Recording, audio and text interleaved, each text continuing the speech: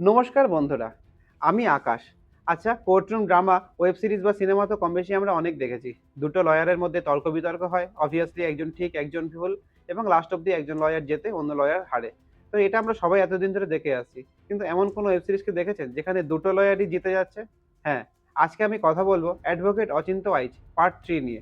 প্রথম দুটো পার্টে তো আমরা দেখেছি ঋত্বিককে, যে কনফিডেন্সে ভুগছে, যার অতটা কথা বলার ক্ষমতা নেই, কিন্তু শেষ অব্দি বুদ্ধির জোরে সে প্রত্যেকটা কেস জেতে।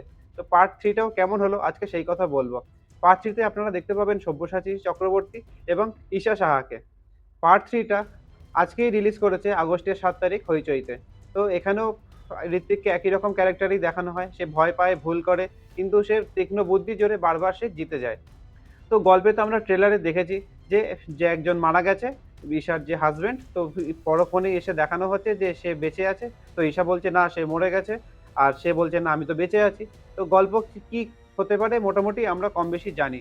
তো গল্পটা সেইভাবেই এগোচ্ছে যেরকম আমরা ট্রেলারে দেখেছি। তো সেই নিয়ে ঈশা সাহা কোর্টে কেস করে, আর তার এগেনস্টে লড়তে আসে আমাদের সব্যসাচী চক্রবর্তী। তো সেইখান থেকে গল্প কিন্তু নতুন মোড় নেয়, আর একটা অসাধারণ মাথা ঘোরানো ক্লাইম্যাক্স আছে, যেটা কিন্তু অবশ্যই আপনাকে দেখতে হবে।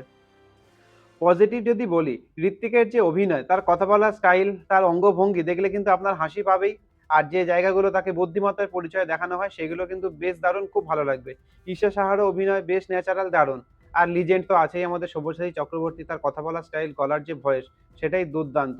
তো সব মিলিয়ে ওয়েব সিরিজটা কিন্তু খুব ভালো হয়েছে, নো ডাউট।